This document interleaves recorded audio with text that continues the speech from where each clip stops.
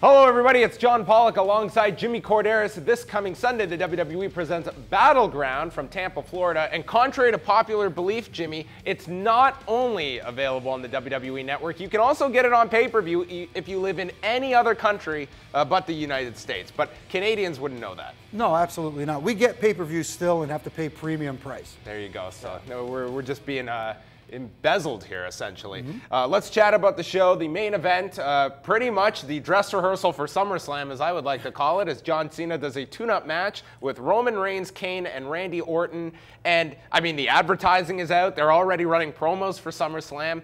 The plan is John Cena, Brock Lesnar. The WWE isn't doing anything to hide that fact, and I don't think there is any need for any kind of a swerve. You don't need to surprise people. John Cena wins. Hopefully you keep Roman Reigns strong, and then you go to Cena Lesnar. Yeah, it's an interesting thing, especially since Monday night, Paul Heyman planted the seed, because in case Plan B doesn't work on Sunday, Plan C is in effect. So Plan client is in effect, and I'm assuming Brock Lesnar is that Plan C. The question is, though, does that Plan C take effect after Battleground and John Cena comes out WWE champion, or does it happen at Battleground where Brock Lesnar costs John Cena the title and maybe, or maybe costs him, John Cena wins the match at the pay-per-view, but Brock Lesnar comes in, does a little something, Seth Rollins does a little cash-in.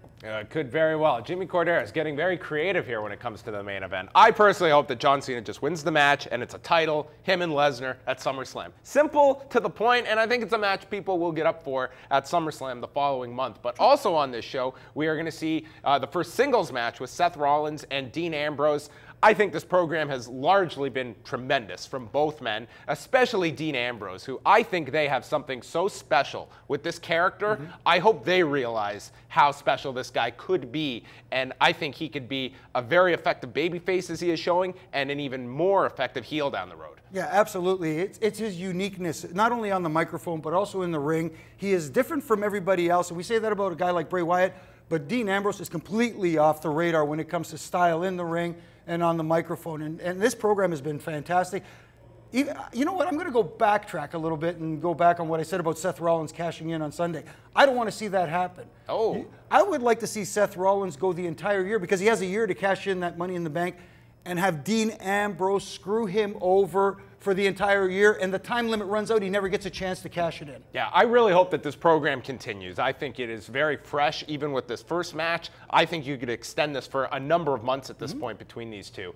Battle Royal for the vacant Intercontinental Championship, where it's essentially everybody on the roster is thrown into this thing. I'm not a big fan of Battle Royals in general, much less to decide the title. And where does this title really, when the United States Champion is part of this Battle Royal, are they telling us that this title means much in 2014, Jimmy? Well, for me, it started to when Wade Barrett became IC champ and just started to build some momentum. I thought it was going somewhere then. Unfortunately, the injury happened, and now we have to start. It's almost like having to press the reset button, but it's not resetting. Who takes the title?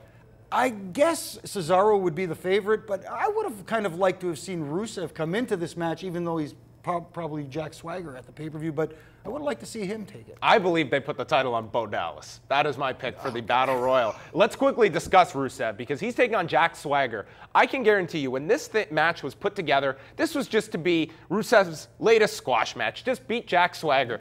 The audience got so behind Jack Swagger when he made this turn with Zeb Coulter. It was like they wanted to cheer this guy. They wanted to chant "We the People" with them. That segment on Monday with the podiums out there, that crowd in Richmond loved this segment. It was the hottest they were for the whole show. I think they stumbled onto something here incredible. And I think Rusev wins on Sunday, but I think that you got at least some life into Jack Swagger, who is just existing up till this point. And for that matter, I think you got life into both men, because I wasn't really interested in the Rusev character coming into this match. I'm interested now. I'm starting to get on board with this Rusev-Lana thing. Well, I'm not going to go to Lana anyway. But, man, I'm starting to get into it. I love Zeb Coulter on the microphone. Jack Swagger not speaking is absolutely perfect. I like him standing there just like a beast. All of that, plus Chris Jericho, Bray Wyatt. It looks like a very good card on paper. It's Battleground happening Sunday night, 8 p.m. Eastern, right after the show. Tune in to the Law Live Audio Wrestling. You can listen live at liveaudiowrestling.com, as we will have a full recap of Battleground.